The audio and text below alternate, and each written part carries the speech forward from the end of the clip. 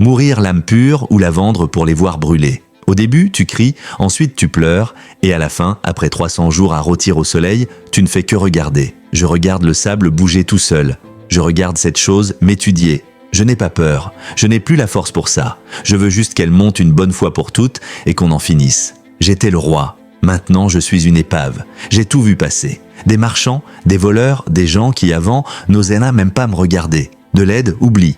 Ils s'arrêtent, déversent leur rage sur moi et continuent vers la cité que je gouvernais. Ils exécutent les ordres du bâtard de mon frère. S'il voulait me tuer, il m'aurait déjà tranché la gorge. Ça aurait été un cadeau. Mais non, il m'a laissé ici en vie parce qu'il sait que le souvenir fait plus mal que les chaînes. Si je ferme les yeux, je les entends. Ce n'était pas moi qui criais, c'était eux, ma femme, mes enfants. Il ne leur a pas offert une fin rapide. Il a fait pire. Il a recouvert le trône des preuves de son massacre et il m'a forcé à m'asseoir dessus. Il voulait que je sente le poids de la mort collé à mon dos avant de me traîner dans cet enfer. Et si je suis encore là, après 300 jours, ce n'est pas par chance, c'est par son désir de m'humilier et de me voir souffrir. Il ne me laisse pas mourir. Chaque midi, il envoie un garde, un peu d'eau sale et les restes de nourriture que même ces animaux ne veulent pas.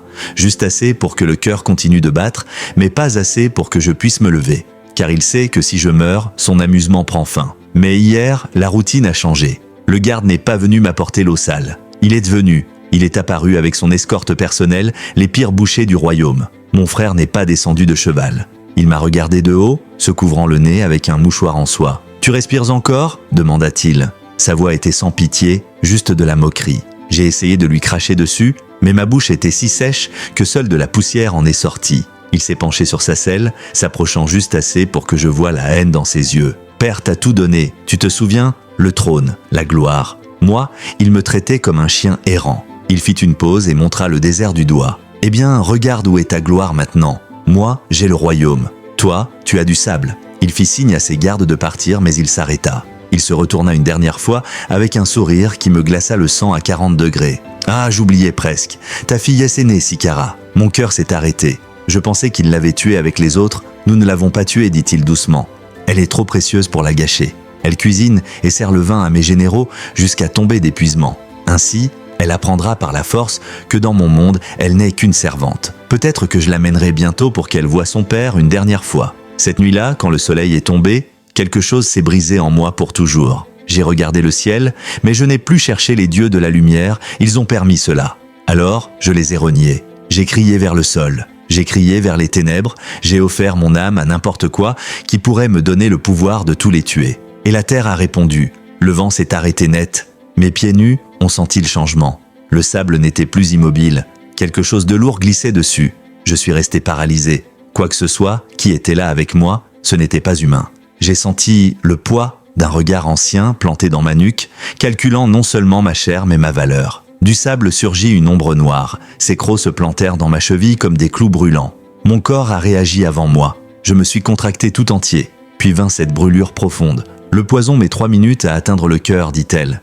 Calme, hypnotique, en regardant tomber le sable. C'est le temps que tu as pour décider de ton éternité. Quand le dernier grain tombera, soit tu es à moi, soit tu es un cadavre. Pourquoi ai-je réussi à cracher entre les spasmes? Pourquoi maintenant? Où étaient mes dieux? Son rire était sec.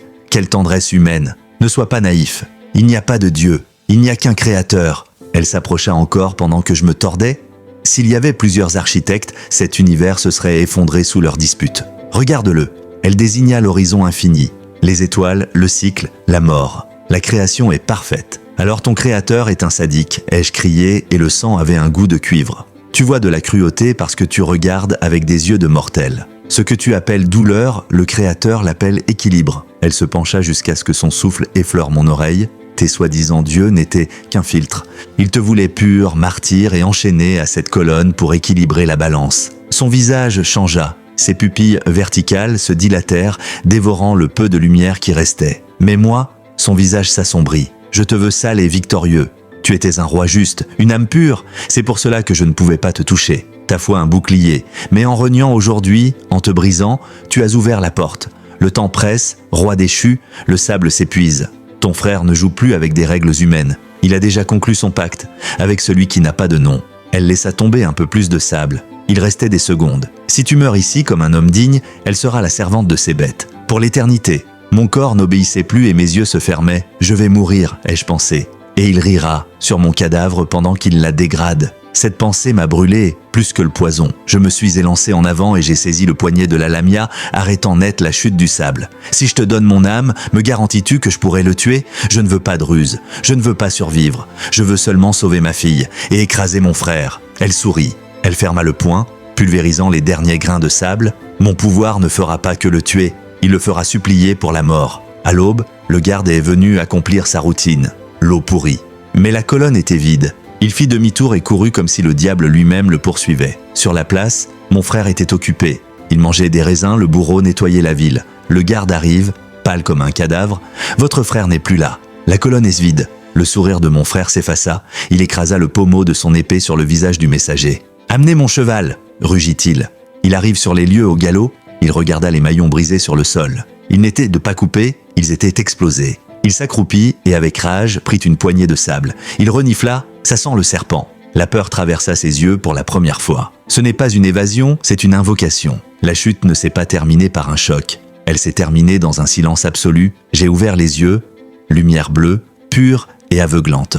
Je ne voyais pas de roches sales, je voyais du marbre blanc poli, des cascades de cristal. J'ai touché ma poitrine. Mon cœur battait avec force. La douleur du poison avait disparu. J'ai regardé la lamia. Elle était là à m'observer, belle et terrible sous cette lumière céleste. Non, roi déchu, c'est la vérité qui se cache sous votre désert de poussière. Nous avons traversé la citadelle blanche. C'était un nid.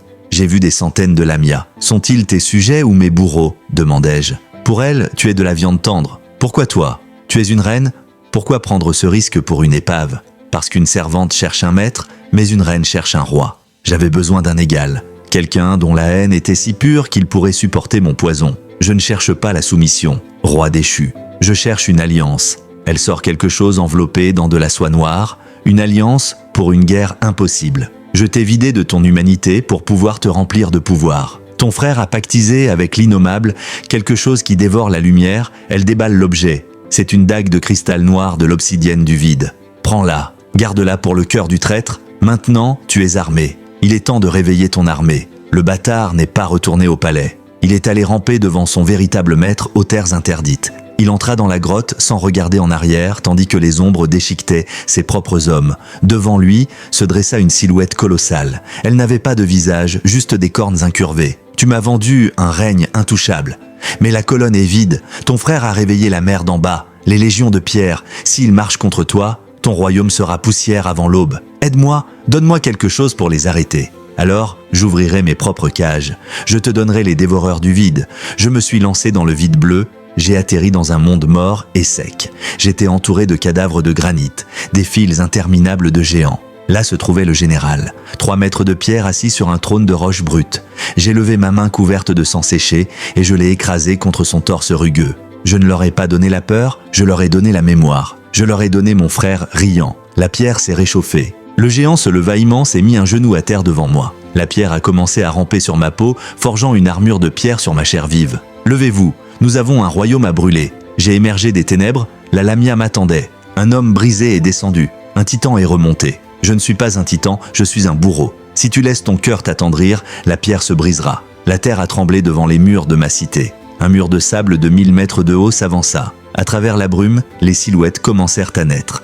Des colosses qui grattèrent le ciel. Devant la muraille, son escorte. C'étaient les bêtes de l'innommable, une peste d'os et d'acide. Il n'y a pas eu de bataille, c'était une exécution. La chair ne peut pas lutter contre la roche. L'armée de mon frère s'est transformée en un tapis de cadavres brisés. Ouvre les portes, traître, rends-moi ma fille. Les portes se sont ouvertes. Mon frère était au centre, désarmé. Elle était là, Ciara. Attachez-le. Mais mon frère sortit calmement une petite dague. Tu ne peux pas me toucher. Le bâtard s'entailla le poignet en forme de croix. Ciara cria, la même coupure exacte saignait sur sa peau. L'innommable a cousu nos vies. Si je vois une seule pierre bouger, elle paiera par le sang. J'ai dû regarder comment ils l'emmenaient. Le portail s'est refermé derrière eux. Je suis resté seul dans la ville que je venais de conquérir, une ville vide, un trône inutile. La lamia apparut, je t'avais prévenu. Dis-moi comment le briser, dis-moi comment couper le lien sans la tuer. Nous devons aller sur les terres interdites. Nous allons tuer un immortel, et il n'y a pas d'enfer assez profond pour la cacher de son père. Tu décides du destin de cette histoire. Veux-tu la partie 2 maintenant ?